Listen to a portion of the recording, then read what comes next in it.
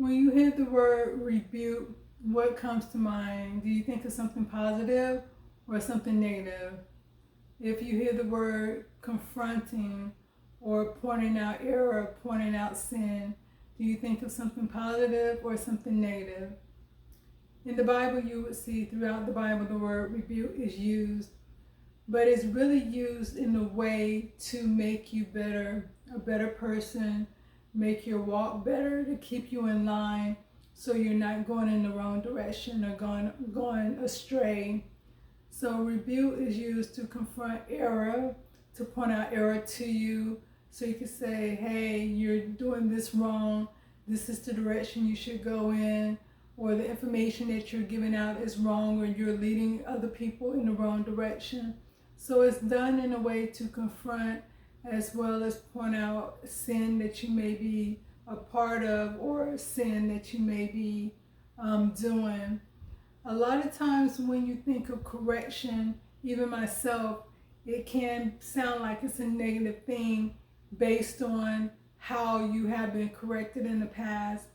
If you think about during slavery time, people coming over don't speak the language, they're slaves, they don't know what's going on, and anything they do that's wrong, they're yelled at, they're whipped, they can end up getting, killed behind a mistake, an error, something they did not know, something that was done wrong. Instead of being something positive as far as correcting the mistake and letting the people know what they did wrong so they can do better the next time.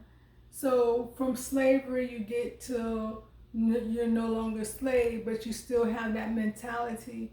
So some parents, not all parents, a lot of parents, they grew up in household where where they was yelled at as kids, and then they yell at their kids, and it kind of continue on. Where when a child make a mistake, instead of saying, "Oh, it's okay, let's learn from your mistake," you're being yelled at. You're being called, you might be called stupid or dumb or how could you? You know better than that. And a lot of times you might not even know what you did wrong because they're not telling you what you did wrong. They're just saying you're wrong, you made a mistake, you messed up, don't do it again. And that's it. So when you're looking at the Bible and following the way we should be as Christians based on the Bible, when it comes to being rebuked, when it comes to you receiving rebuke or someone rebuking you, there is, first of all, the first person that you're supposed to rebuke is yourself.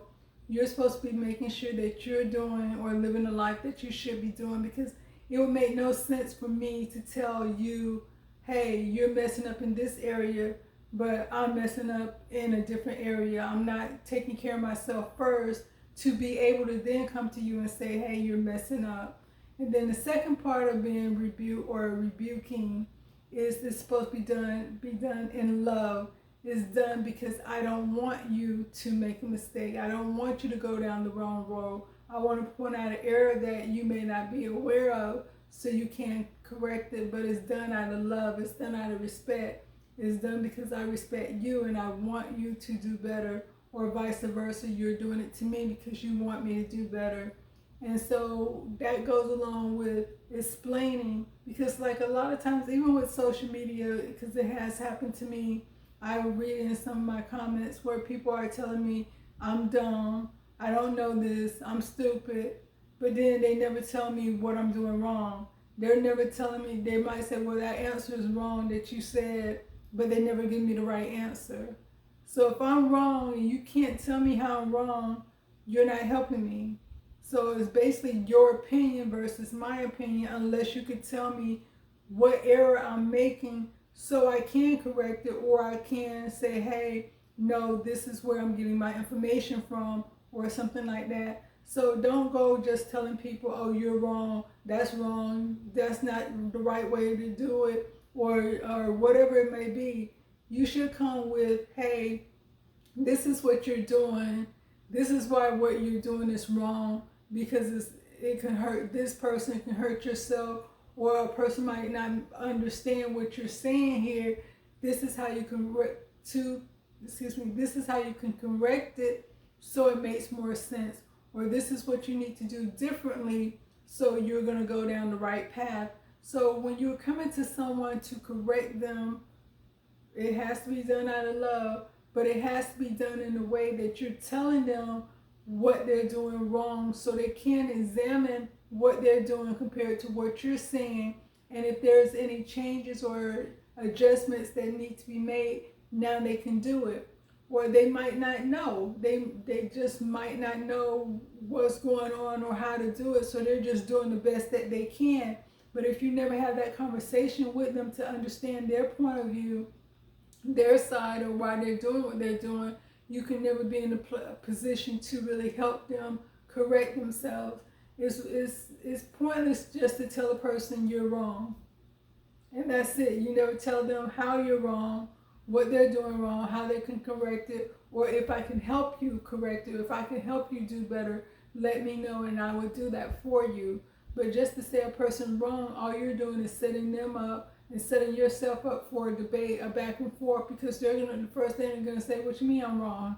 How am I wrong? Oh, you're just wrong. How am I wrong? Oh, you're just wrong. So it's just meaningless back and forth. So unless you can come to a person in the right way, it's best not to say anything at all. If you really can't, if you're gonna tell a person they're wrong, but you can't really help them in any type of way with information or point them in the right direction. Hey, maybe you want to check this out. Hey, maybe you want to read this book, or hey, maybe you want to read this article or look at this video. You're not giving them any direction to go in other than you're wrong. You might as well, that's just your opinion if you can't validate your opinion with information or with facts. So rebuking goes both ways. If you're going to be a person that's doing the rebuking and you're going to tell someone they're not doing something right, you need to be able to fully articulate what you're trying to say that's going to give them helpful information to keep them on the right path. And then if you're a person that's being rebuked, you have to be open-minded about it, as long as the person is coming to you with respect, as long as the person is coming to you with love, and the information that they're giving you, you can, at that moment you might be kind of frazzled, but when you sit back and think about it, you can say, okay, yeah, it does make sense. Yeah, I looked at that information.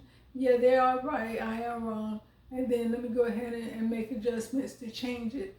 But it takes two people working together to try to get moving in the correct direction.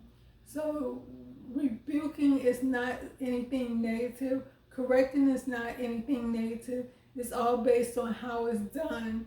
Not in a position where I'm better than you. Not in a position where I know more than you.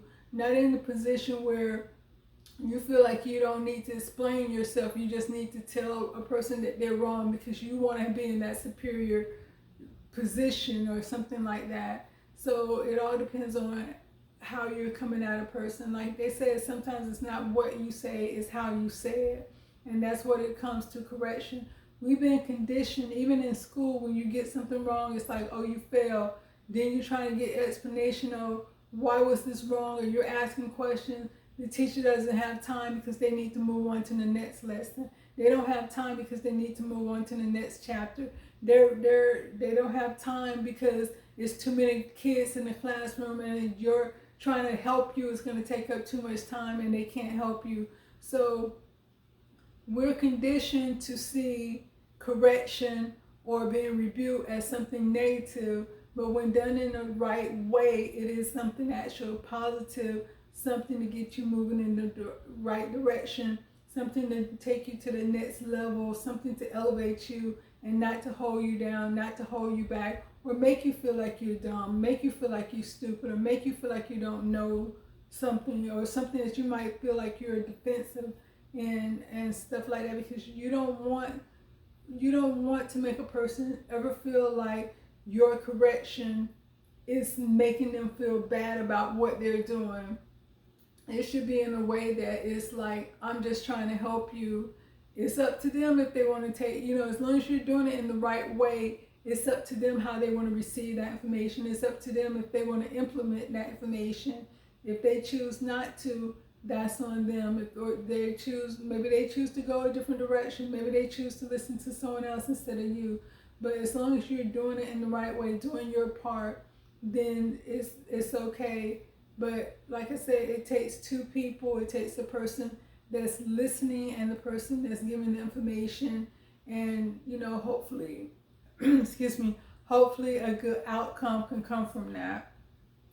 Because I remember being in a relationship with my ex. He was very abusive to me, physically, mentally, and emotionally abusive to me. And he had me in a state of mind that no matter what I did, it was wrong. It was never good enough. It was wrong, and we always went back and forth.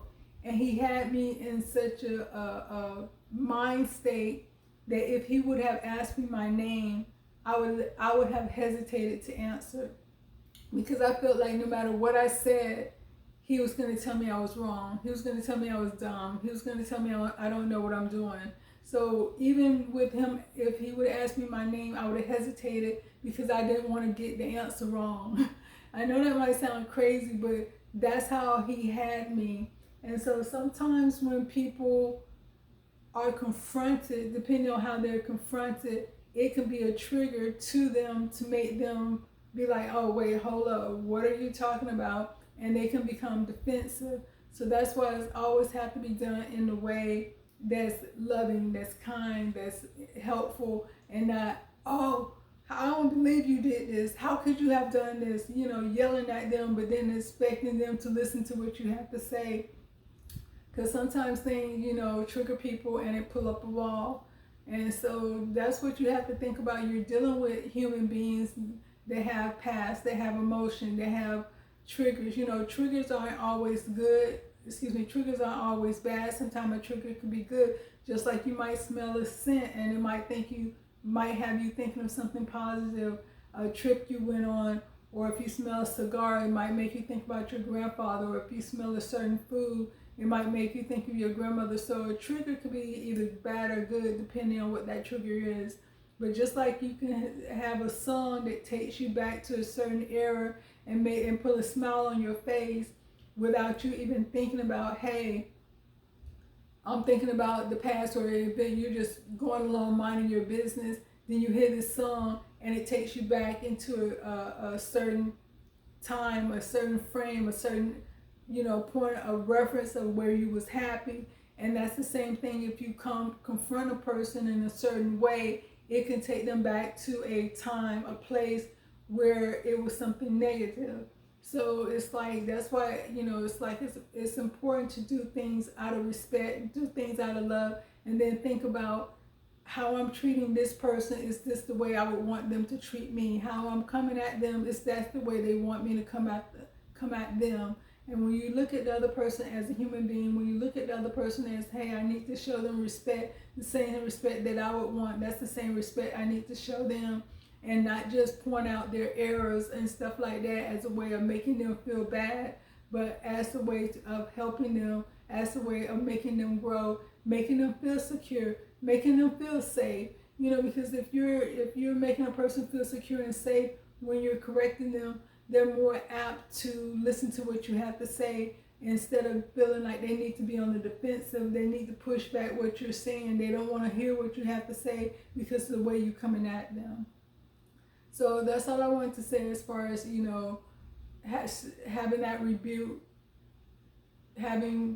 rebuking the person or being rebuked by a person is nothing negative. Just like with Jesus and Peter, when Jesus was saying, I'm going to Jerusalem, I'm going to end up, getting crucified and dying, and then Peter rebuked Jesus, then Jesus turned around and rebuked Peter. So it's just a way of confronting and correcting. And like I said, it's nothing negative as long as it's done in the right way. Peace.